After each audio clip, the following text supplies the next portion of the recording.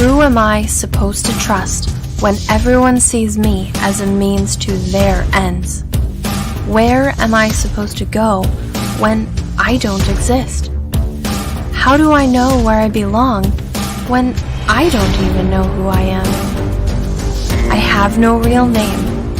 I'm just a number to them, a weapon, a pawn in a war I don't want to be involved in. Division M and the Prime Syndicate are two sides of the same coin. They exist because of each other. I exist because of them. I was supposed to be a solution, a way towards peace. But I'm just another problem, a liability, a mistake. I have more enemies than I can count. What am I supposed to do? I can't do this alone. I need friends.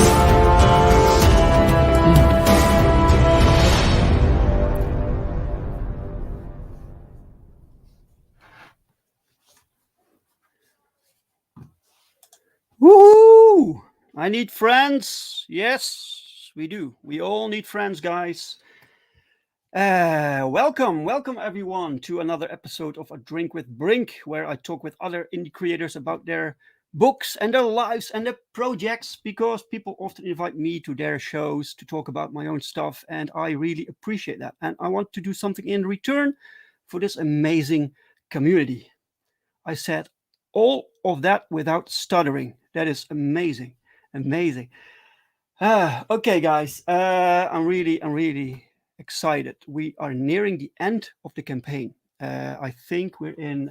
Let me see, guys. Let me just check it. We have like 38 hours left.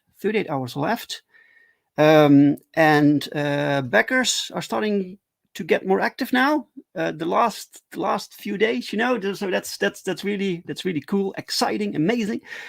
And I saw Mike was in the chat. Wait a minute. Plenty of people in the chat. Hey, Mike. Welcome, Mike. Perfect 10 issue 3 campaign gaining more backers than issue 2 before in demand. Yeah, there will be no problem there, sir.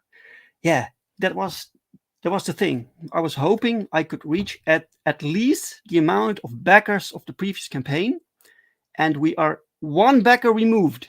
So in the next 38 hours, we need to get one more backer, and we're at the same level as we were the last time, and I consider that a win. So I'm so happy. Welcome, Mike. I hope you're okay today. Edith is also here. Hello. Hey, hello, Edith. Hello. Yeah, and okay. Well, Mike is very active. Okay, cool. Before we start, guys, I want to show you something. It's part of the campaign. If you there is this perk on the campaign where you can get a commission from Pau, the artist of Perfect 10, and it's a Crossworlds commission. We called it that because there's a second book called The Crossworlds, and it's a commission where you can pick one character you want. It can be any character you want, crossing over with a genuine universe character. And people selected that. There's still 6 available, so get on this quickly, guys, if you want one of those.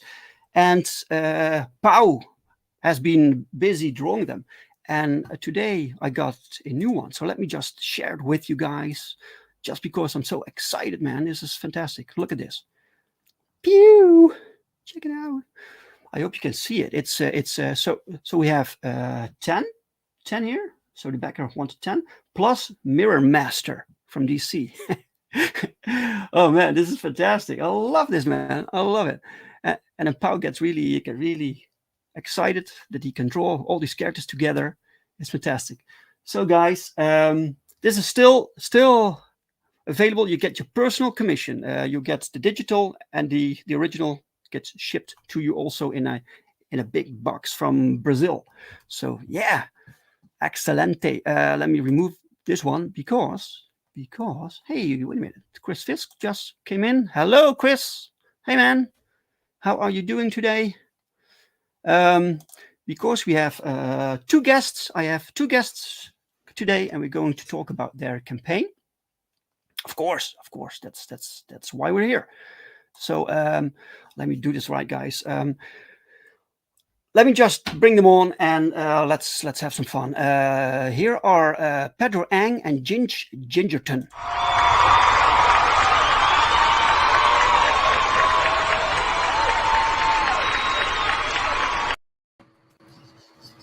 Hey.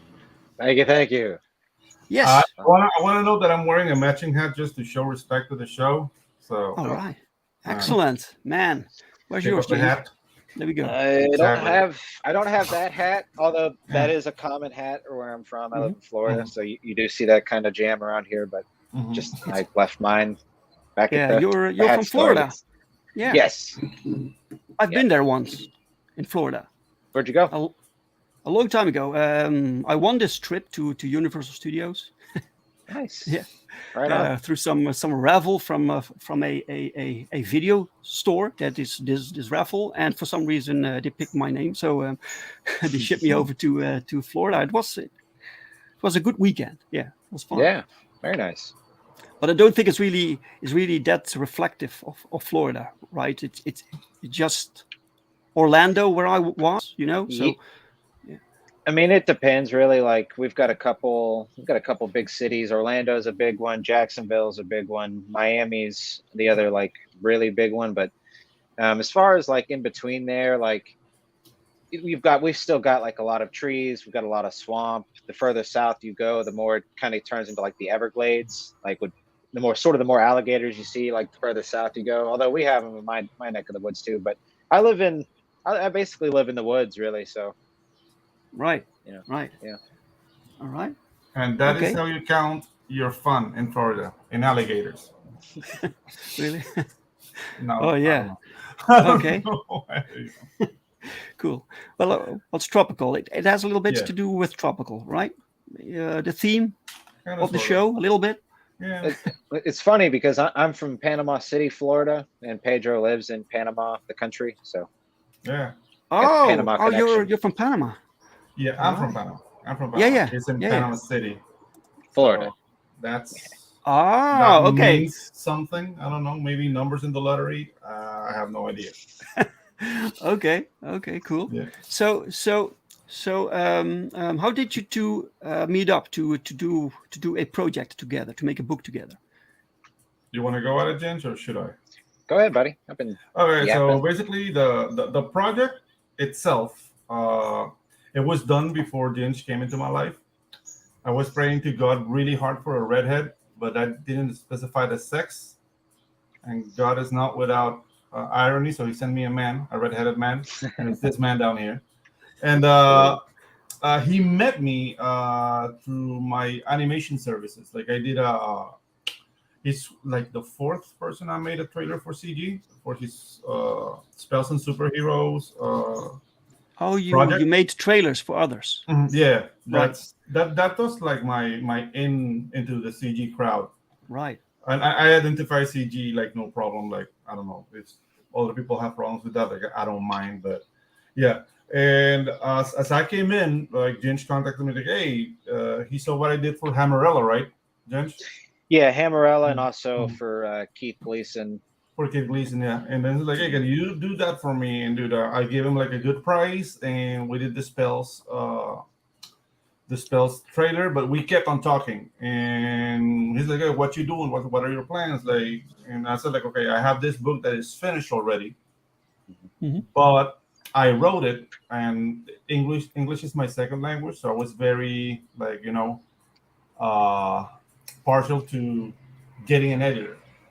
Right. Yeah. The first editor I got was Albino Thunderbuns, but that guy's like really busy, and I'm talking with James like, James, would you get a crack or want to take a crack at the script? And he did, and now he's lettering the book, and the book is funnier.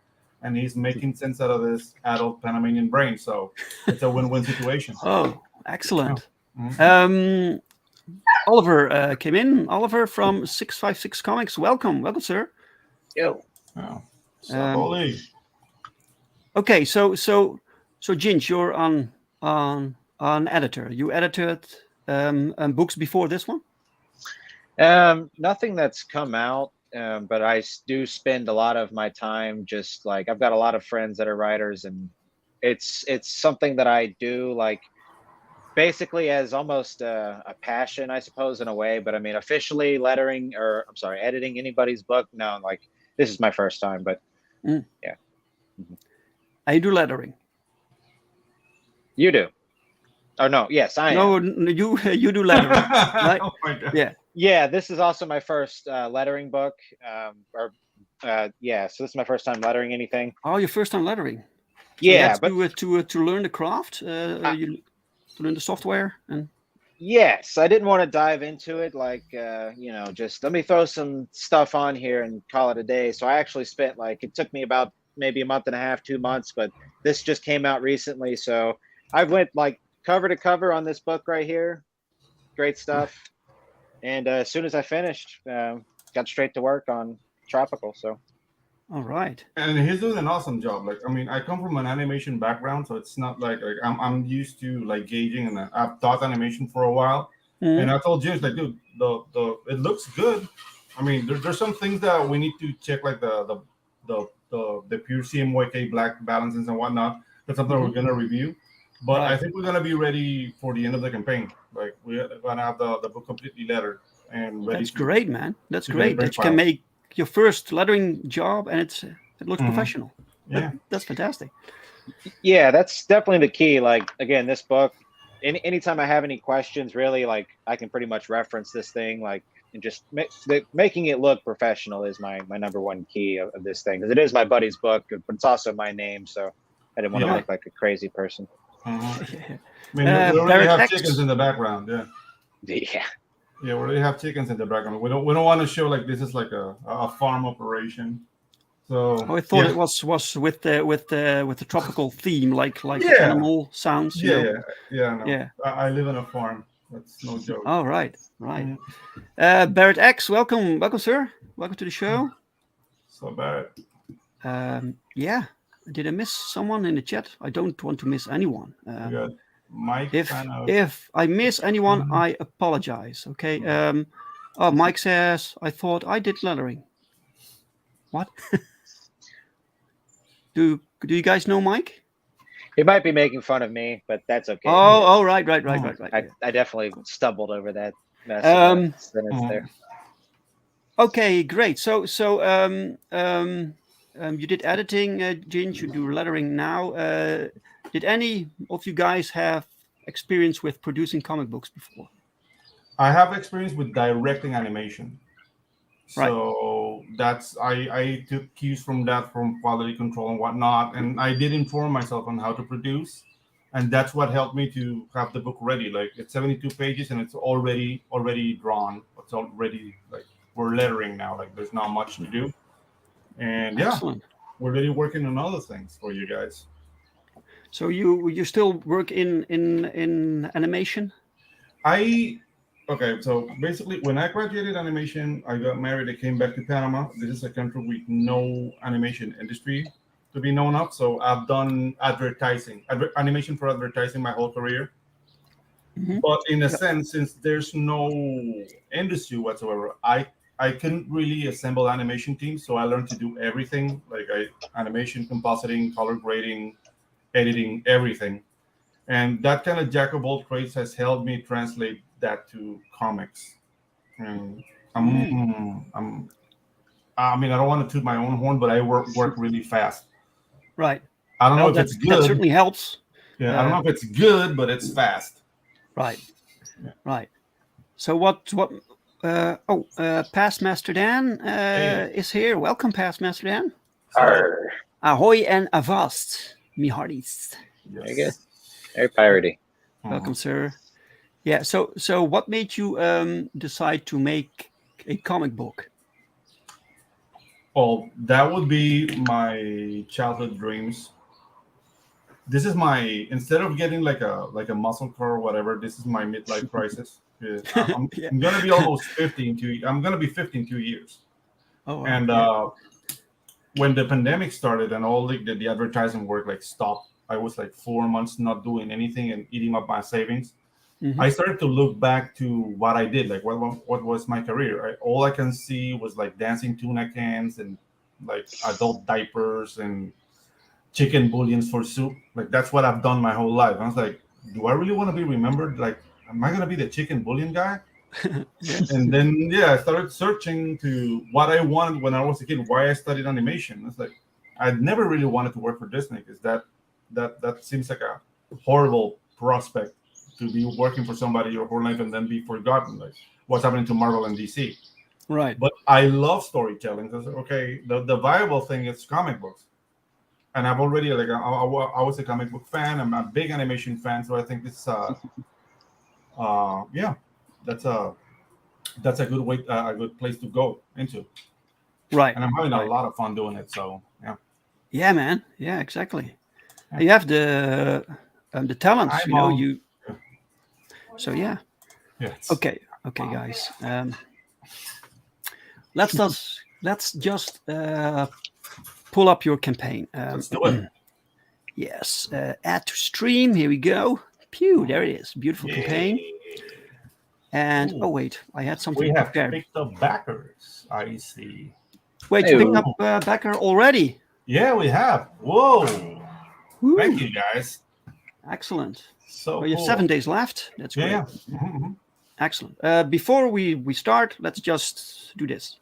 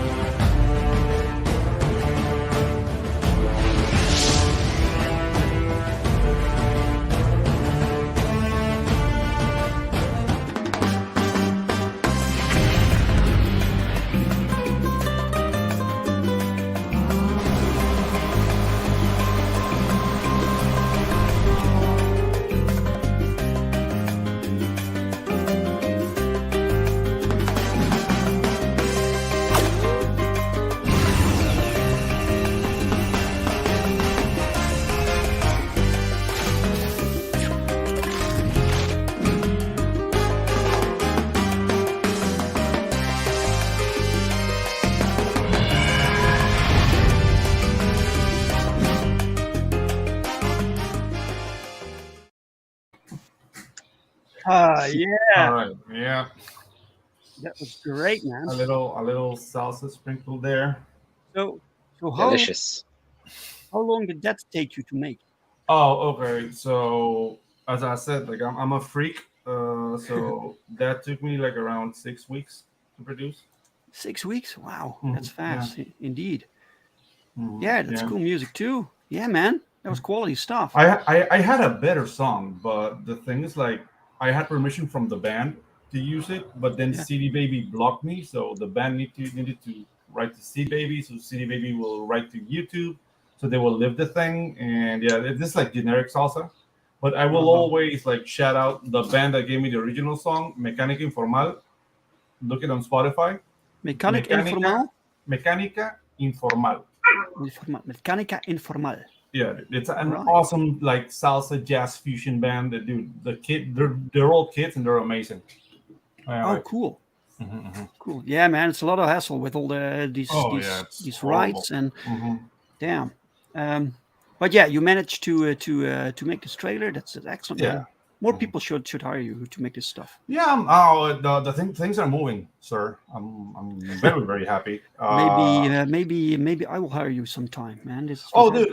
dude, I would love to do some animation on Perfect 10. Like all those curves. Like Woo. I already animated a trailer for Clint Helinski from Slave Girl from Planet 10. Oh, right. That was a lot of fun. Oh, I need to check that one out. Mhm.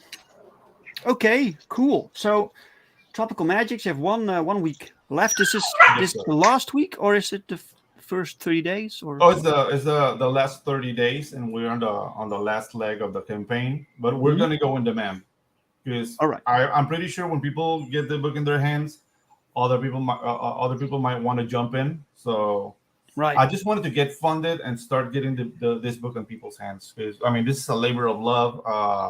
All my experiences, all that I've learned in the realm of animation has been applied to this book, Mhm. and this is a story that's really close to me. Even though it was edited by Ginge and it has changed a bit, he managed to keep the spirit of what I wanted to say. So thank you so Right. much, Ginge. Yeah, my pleasure, buddy. Right. Yeah, excellent. And you made your goal, guys. So Yes, sir. congrats. That's fantastic. Thank you. Oh, I yeah. see this campaign is going through RJ, through Critical Yes, sir. Blast. The Right. thing is, like, I live in Central America, and Indiegogo thinks we're all sons of Pablo Escobar or something, and they don't really trust us. Okay. So I can't make a campaign in the U.S. unless, like, I send a blood sample, some DNA, and maybe one of my children. So yeah, we're using RJ. Yeah. It costs something, but you know Yeah. what you get. So yeah, Yeah, exactly. so excellent. So all the fulfillment goes through Critical Blast. Yes, sir.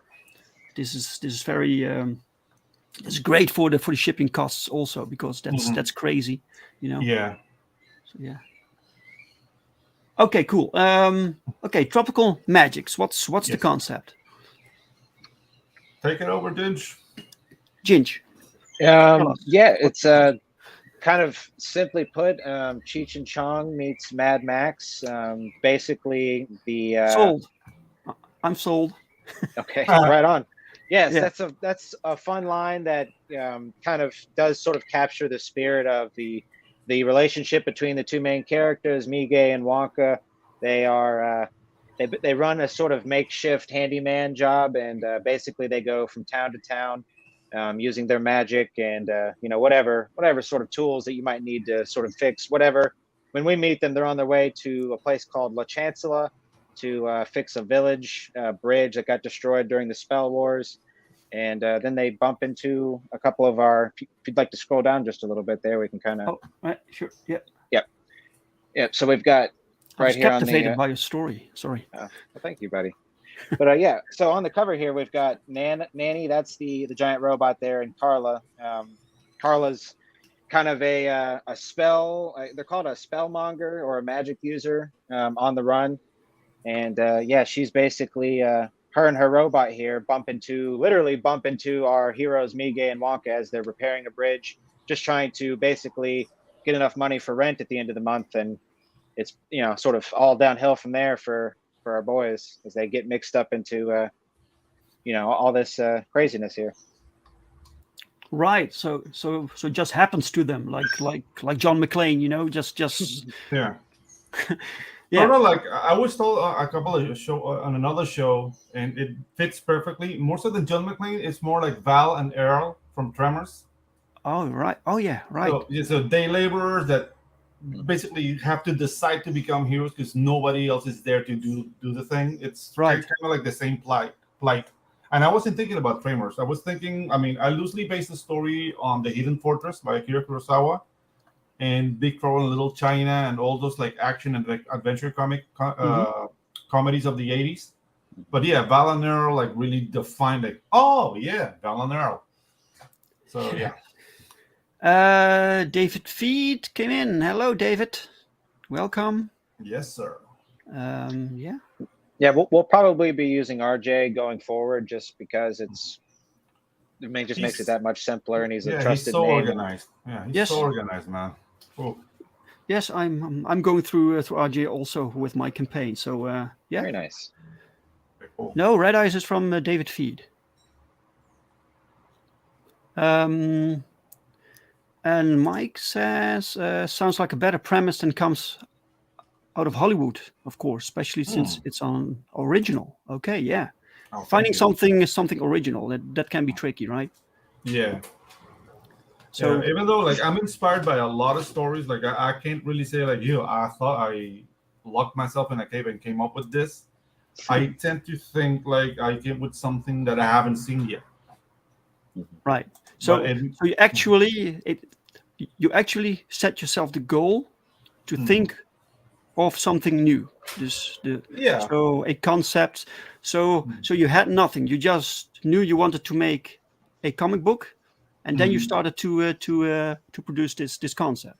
Well, actually, it was a little bit more esoteric than that because it all started with the pandemic when I had like a really bad breakup with a girlfriend and I ended up homeless.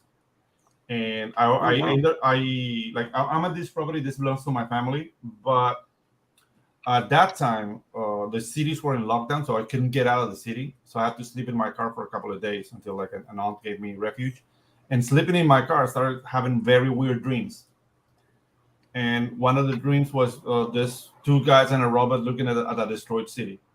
And Yes. I actually we're doing an art book for the book. That illustration is going to be there with a little like legend of the events. So Right. let's just say like these characters, no story, just this image in my head, like demanded me to make a story. So it Right. was more so that me going, I don't know, like directly, it's like I want to make a comic book. No, actually, the comic book wanted me to make it. I don't know if I'm Right. making any sense. Yes. Okay. Yeah. That's amazing, man. So Yeah. so you break up with your partner, and then Yeah. you getting homeless. That led to Tropical Magicks. Yeah. That's amazing. I mean, I'm not bashing her. I mean, No, you have to being- thank her. Look at this, man. It's a Yeah, fantastic like- comic. Yeah, if I being could locked just up- What's that? sorry, just if I can hop in real quick, Mike kind of makes a good point here. It says it sounds post-apocalyptic, and in a sense it is, because kind of humanity's kind of fallen apart, and we'll kind of get into who are the bad guys of the story, but there's basically also at its sort of core there's also hope. You know what I mean? Like it's not post-apocalyptic, like there's no chance for anything sort of potentially coming better. So, Yeah. which is kind of interesting with the genesis of how the story was created. Like Pedro maybe at one of his worst times, but a little seed of hope from a dream. Was, I don't know. The writer got a hold of me. Sorry, guys. Go ahead. Yeah, it's all right. It's all right. Yeah, like there's an element of hope, which doesn't make it like a dystopian future kind of movie. Like this, not Logan's Run, is Right. people have found a way to survive. But yeah, there's elements of dystopia within the story, but the tone is different. It's different. Yeah, from the trailer also.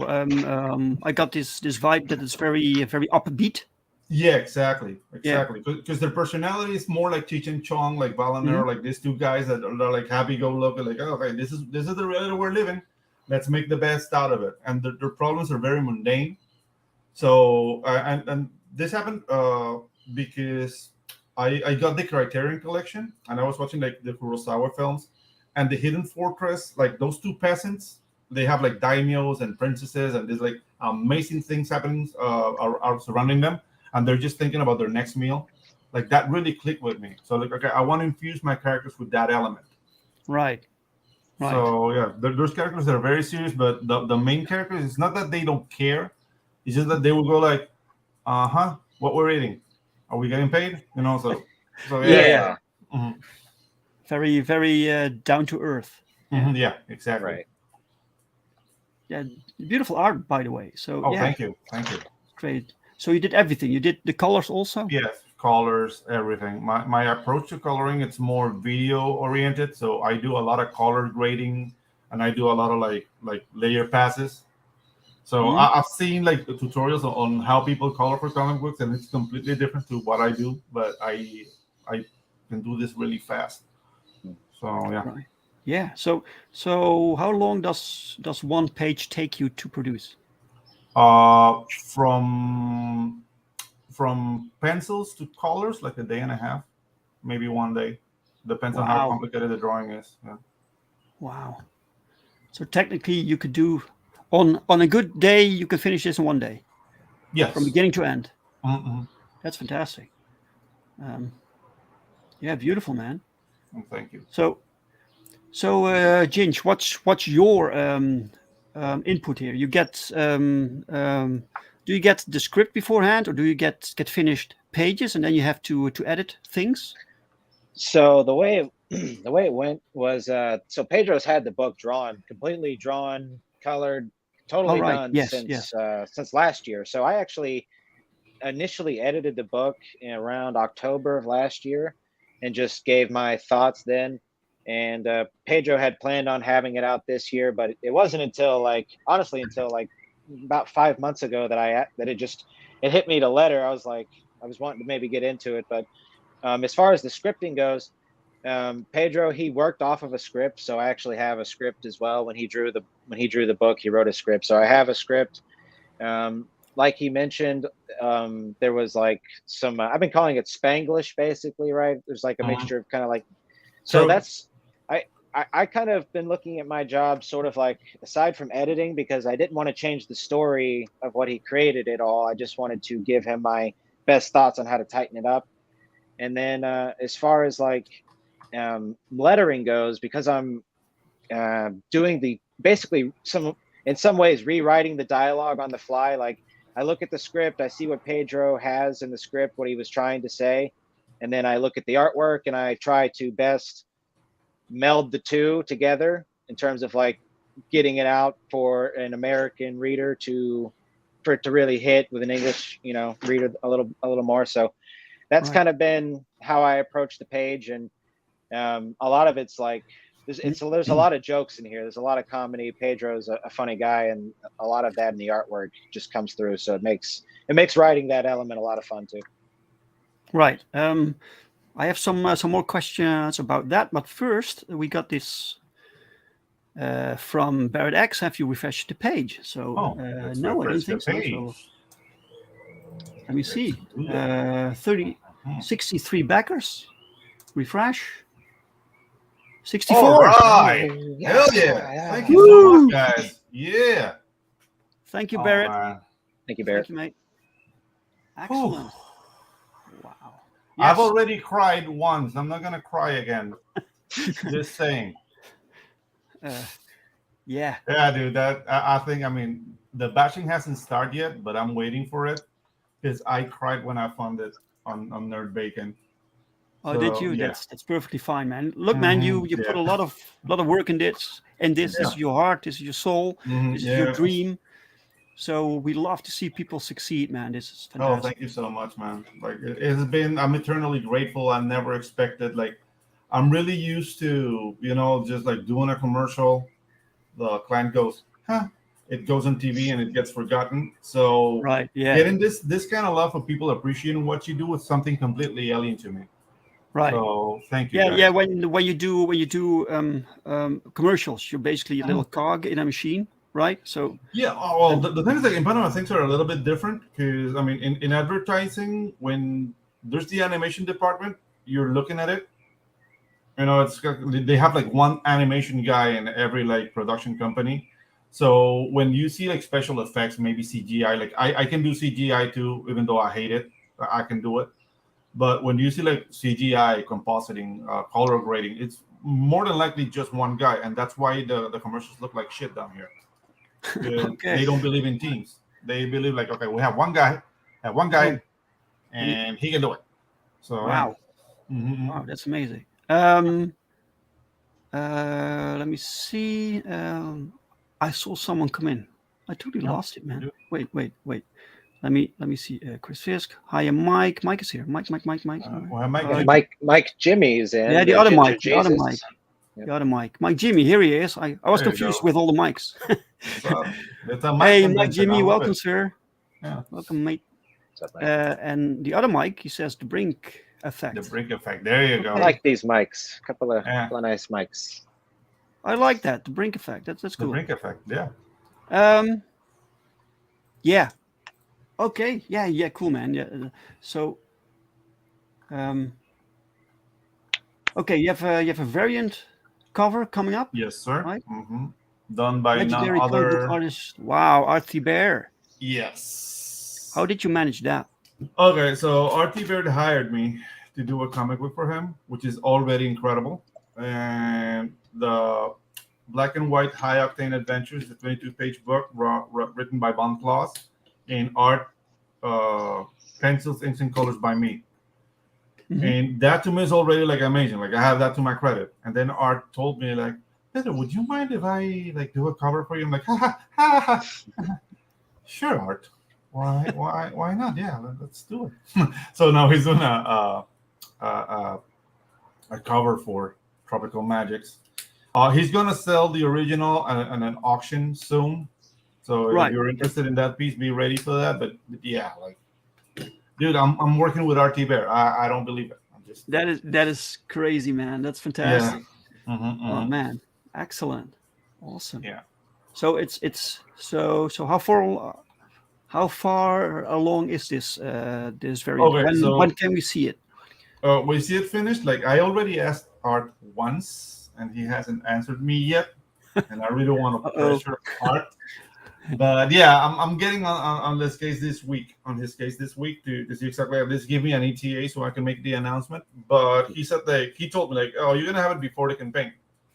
But I don't know if he's waiting up until Friday when the campaign ends to send it my way. But yeah, that's one of Right. the little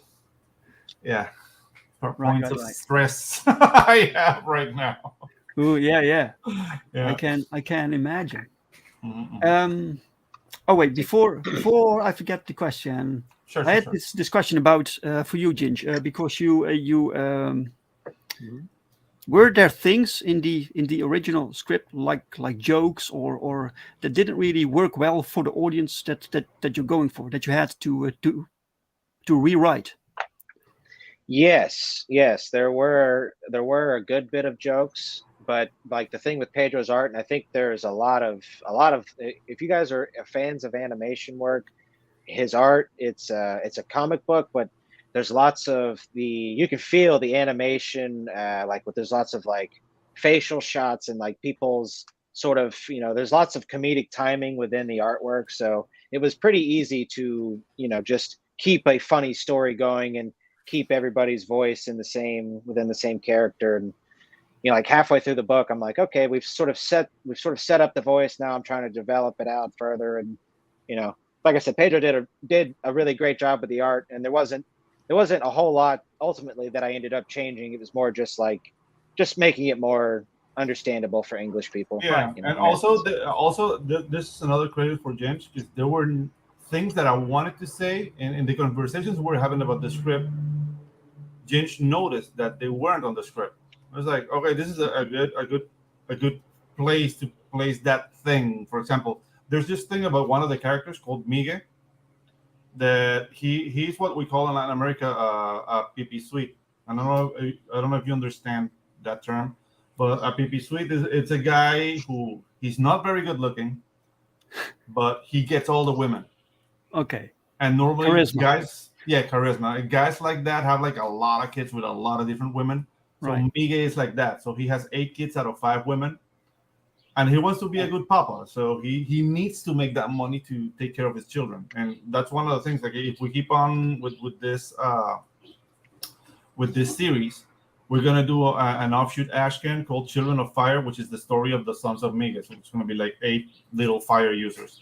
But yeah, like that's one element that I mentioned to James, and he brought it to my attention. Like, dude, this is maybe like a little bit insinuated within the book, but it's not really present. So we should make it present within the book. I'm like, oh yeah, how do we go about that, Ginge? And he took care of it beautifully. So yeah, that's great. Mm-hmm. Yeah, great. If I can just add one little thing, like there's been a good bit. Honestly, this has been a really fun project for me. Aside from getting to be my first lettering project, it's just and making comic books is a dream come true, anyways. But it's been a really fun project because of how long Pedro and I we did my book, Spells and Superheroes. He did the trailer for that, and we did like 13 weeks of a YouTube show together roughly before we started this project. So we kind of already had a rapport built. And there's been when I started going to letter and like actually getting in there, I had made some suggestions on like little like just name changes and things for the characters, and the name of the company that our main two characters have is Zambrano Construction. But at one point, I had suggested the Zambran Bros, which was supposed to be a playoff of Mario Bros. It was like they're not quite plumbers, but they are like they can do plumbing. It was just sort of a nod and a joke. But Pedro wasn't really into it, which is totally fine. So we kept it as Zambrano Construction. But I was able to sneak it in as a joke throughout the dialogue. So like one of the characters keeps referring to them as Zambrano or Zambran Bros, but the other one's like, that's not it. No. So this is why you wanted to do the lettering, so you could sneak in your little. Exactly. I won't lie. There are times that I'm like, I can backdoor this. Mm-hmm. And you're all about backdooring, Jim. Oh, God. No. All right. People can get original art. Yes. That's great. The book is one digital. of my... Oh, you're going to redraw the digital pages. Yes, I'm already over 2 because I have a hard time sending original art to the US. Because sending the cover to art was like $100 in shipping. So the solution around that is that I can send art in bulk, right, to Ginge or to another friend. And they can be sort of like a broker. So this is me trying to figure out if that's viable, because sending one piece of art or sending 10 pieces of art is the same price because paper is not that heavy. So that way I'm doing this, like I'm doing 4 pages and 4 commissions. If we get to sell them, I'll send them over to Ginge and let's see if exactly, Chris. A lot of people have said me, like, Pedro, can you do original art? Like, yeah, I can, but the shipping is gonna kill you, and I really don't want to do that to customers, right? Insanity. Yeah, so that way, Ginge can make some money too, because keeping it a escrow, he'll get like a broker fee out of the sale, and the shipping would be from within the US, so it won't be that dramatic. Right. Yeah, that's the way to do it now, man. Yeah, fantastic. So you picked these 4 pages. What was the reason you picked these specific pages? Because these are the the 4 pages that were the most fun to draw for me. So there's a little bit of selfishness in it too. Of course. Yeah. That's great. Okay, cool. Awesome. People can get that. That's fantastic. We get some lore. Yeah. Get a few. Yeah, I saw this robot lady in the trailer, and I was wondering who she was. Do you want to go at that, James, or should I? Go ahead, buddy. Go ahead. Okay, so lore is the AI that saved the world. So we have this event called the Spell War, and it came out of the greed of governments. When magic awoke, they tried to weaponize magic users. But then magic users turned against governments and started destroying everything and became basically like lords. They have like fiefdoms and whatnot. So the remnants of what the governments, that remain of the governments, converged in the UN and came up with this. What's the acronym? Lore, logic-oriented risk equalizer. That's the name of our big robot up there. Lore. So lore, they come up with lore, and lore is this program that actually analyzes the magic users and comes up with countermeasures to stop them. But she was too efficient that she ended up enslaving everybody, and she came with this like algorithm alignment. If you don't align, you jack yourself up from society, or lore kills you. Wow. And and she has the personality of a vegan yoga instructor. She's very annoying. She's always telling you what to do and telling you like you have to align your chakras and adjust your diet. It's just like, oh. And yes, it's based off of a friend of mine. Oh yeah, really? Yeah. You have annoying friends? An annoying yoga instructor lady that we all tell them like unanimously to shut the fuck up. So yeah, and I already told her like, yeah, I'm basing this character off of you. Because you earned it. Okay, well, she probably was very honored. Yeah. Gordon Goodbrother just came in. Welcome, man. What's up, Gordon? No notification. Yeah, I'm not sure. Ring that bell. Ring that bell, man. Yeah. Ding ding. Yeah. Well, that's fantastic. That's nice. on our book, so people can get Yes. a second book. Yeah, within the campaign, there's in the featured tier and the Brick and Stucco tier, you can get a making of book of Tropical Magicks, because I took this as if I was making a movie. So there's a lot of production, like art, Yeah. from set designs, character designs, the evolution of the character designs, the first 8 pages of a comic book without a script that I did. Just because I was manically drawing, like as soon as I can hook up a computer, I had all these ideas, and I just started drawing like a madman. So you get like around 8 pages of Right. non-scripted story that I stopped and then slap myself in the face. Okay, write a script first. But yeah, like it was. I mean, I have to say I was manic at the time, because I mean the whole thing, like we're all gonna die, COVID, homelessness, having like cops tapping on the window, like, sir, you can't be here. Like, dude, I have nowhere to go, and you don't let me leave the city. Like, as soon as I could sit down, I have all these ideas in my head, and I just started drawing, because that was what kept me from going insane. Really, Right. Therapeutic. Really. Yeah. Yeah. Right. Oh man, what a story, Mhm. man. This, Yeah. But wait, Chris Fisk said something about 300 Oh, plus dollars to ship to New Zealand. That's Ouch. absolutely mental. Mm-hmm. Yeah, dude, How is that possible? Like, This is something from the last. I don't know. In the last few months, it really leveled up. Yeah, I'm not sure what happened, man. Okay, so this is 72 pages. The graphic novel is 72 Yeah. pages. Yes, sir. That's hefty. Yeah, it's a big book. I was aiming for 48, but I just had a lot of story to tell. Yes. It ended up being in 72. The art book is going to be 44 pages so far. I'm going to have art left for the next campaign. So I'm planning on doing like art books for everything, for every. So this book will have a sequel.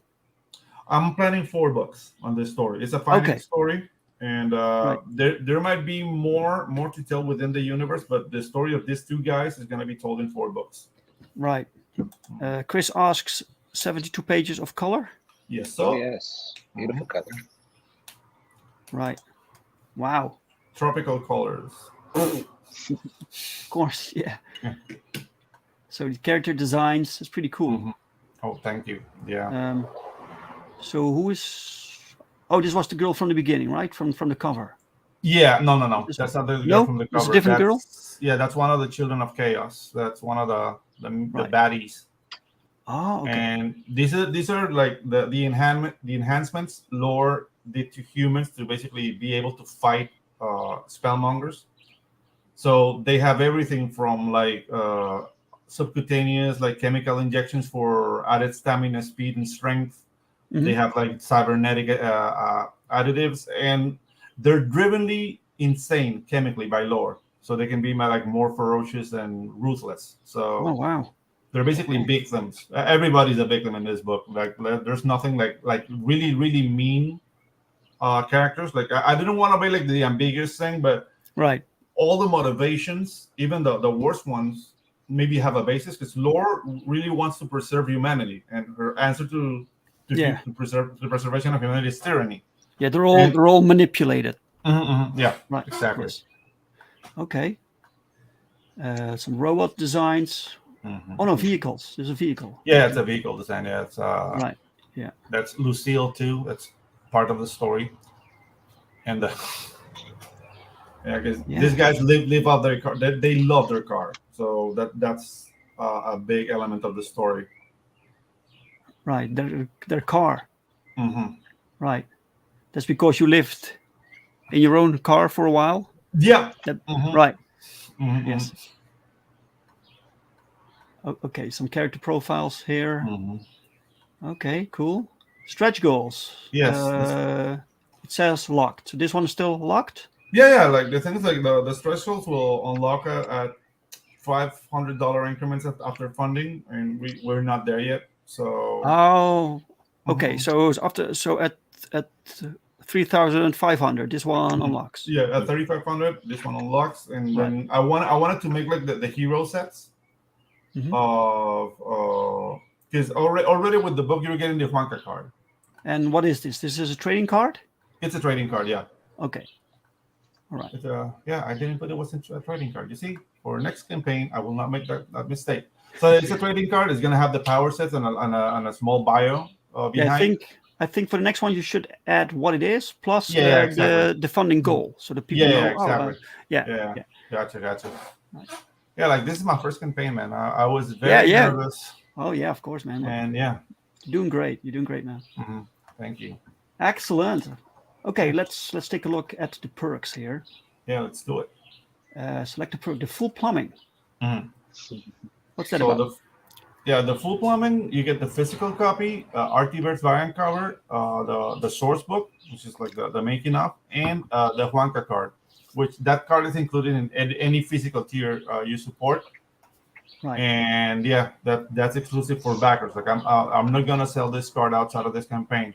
And I know I'm not sending this outside of the US, and RJ actually gave me that advice. Like, don't go into that because shipping is gonna kill you.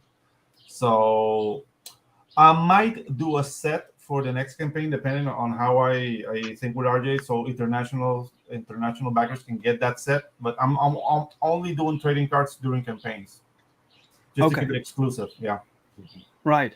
Okay. Mm-hmm. Can we see this card somewhere? Did you have it on the page? Yeah. Let me just. No, I don't have it on the page. Another mistake. Let me just find it real quick here. It's called Juanca trading card. Yeah, as in Juan Carlos. That's okay. Short. Yeah. Everyone gets that then with full plumbing. Yeah. Cool. Let's see. Digital gardening. This is the digital book. Mm-hmm. $12, guys. $12. Yeah. It's 72 pages, guys. So if you want to support Pedro and Ginge, and you don't want to deal with shipping costs or whatever, or waiting time even, right? Mm-hmm. Yeah. Just for $12, you have the entire book digital. So. Okay, I'm sharing my screen now with the card. Oh, you guys all right. Let me check it out. Add it here. Oh yeah. So there's Juanca using gravity power, which is his power set. That's power set. Okay. Yeah. Cool. And this kind of spell users are called gravitars in this world. So yeah. But there are more people with the same power set. Yeah, there's only 3 power sets, and the whole that I didn't want to turn this into the X-Men, so I limited the magic used to fire, power, and water, and that's it. So it's more like an avatar in Latin America. All right, excellent. Well, gravity powers. That's pretty original. Yeah, he can crush, he can push, he can lift. Right. I gave him like power to teleport, but then it was becoming like too overpowered, so I just stripped that away from him. And, right. Yeah. Nice, man. Very cool. Yeah. Okay, so people can get that. Yeah. Excellent. Yeah. Okay, then we have the digital. What's that? Arts finishes. What's that? Yeah, that's arts finishes. That would be. Oh wait, let me share. Yeah, I've got to share here. Yeah. Arts finishes. That would be the RT-Bears cover. And the trading card directly. I'm selling at the same price as the normal book, because I've noticed when people get like a very special cover, they sell it for more, and people get mad about it. So sometimes yeah. So I give it at the same price, the $25. Yeah. Excellent. That's a good price, man. 72 pages for $25, man. That's a steal. Simple installation. So yeah, that's the regular regular tier. You get like the main book and the trading card, basically here. So yes. Okay, cool. And then you get the Brick and Stucco, which is the physical copy, the source book, and the Juanca card. So it's $15 less. Like I've noticed that this is not moving that much, because most people say like, if I'm going to spend $45, I already spend the $60, so I can get the art cover. But yeah, some people like their limit is $50 or whatever, so they get this one, and that's what I thought. Like keep it as an option with people with. They don't have the funds for the full tier, So. Right. The source book, that's the same as the art book you mentioned. It's the art book. It's the art book, yeah. Oh, all right. Mm-hmm. So it's called source book there, and then you have the original art commission even. Or art commission, yeah. So you It's can a commission me commission. yeah. So people can actually you can draw whatever they want. Wow, that's fantastic. Yeah. Cool. Yeah. Let's see. Original art commission. That's just commission, and you can add the books at the checkout. Yeah, exactly. Right. Cool. Custom welding. That will be one of the 4 original pages I'm recreating. Yeah. Okay, cool. Yeah, I have this also on my campaign. You make a little change, and then he does this. It's the same date. It bothers me, man. Yeah, yeah, it's ridiculous. But yeah, great, man. It's a tight little campaign. Thank you, sir. Some campaigns have too many perks. It gets a bit confusing. I've noticed that it's kind of confusing. I think it's gonna be like a nightmare for fulfillment, and people will get tired of just scrolling and scrolling and scrolling. Like, what do I go? You know what? I ain't getting nothing.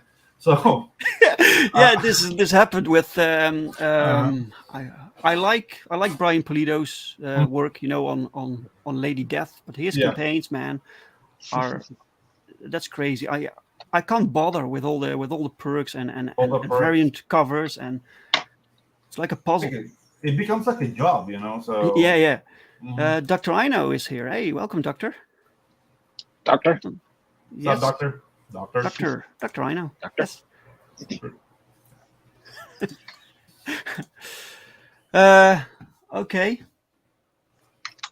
Okay, guys.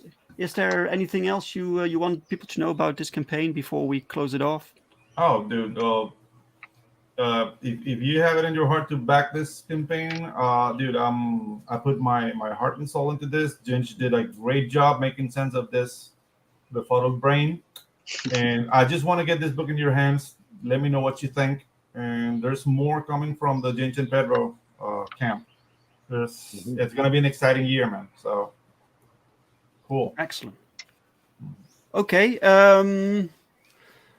guys, everyone watching, the link to this campaign is in the description of the video. So check that out. And if people want to follow you guys, Pedro, where can people follow you?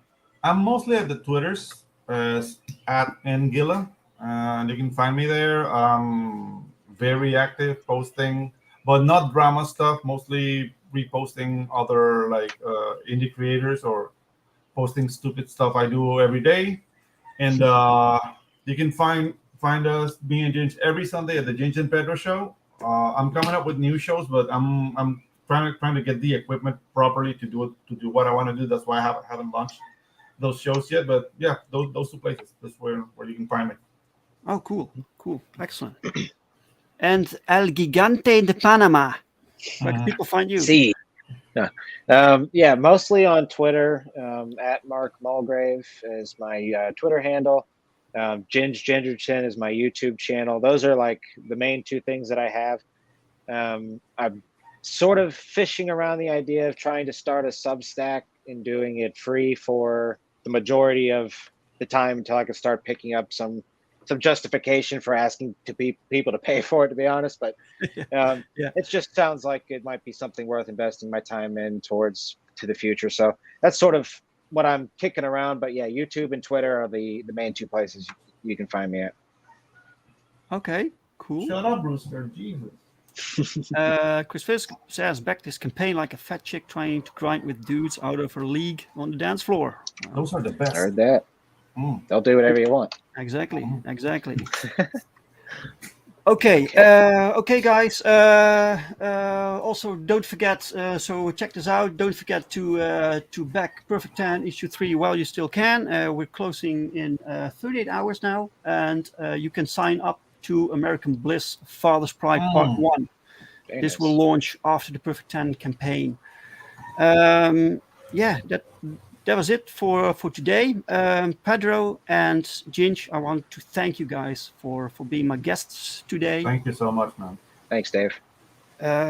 And special guest to the chat for everyone who dropped by for your questions, your interactions, and we love you guys. And I'll be back next week with another drink with Brink on the same channel, same time, and I hope to see you there. So yeah. Okay, see you later, guys. Bye bye. Bye.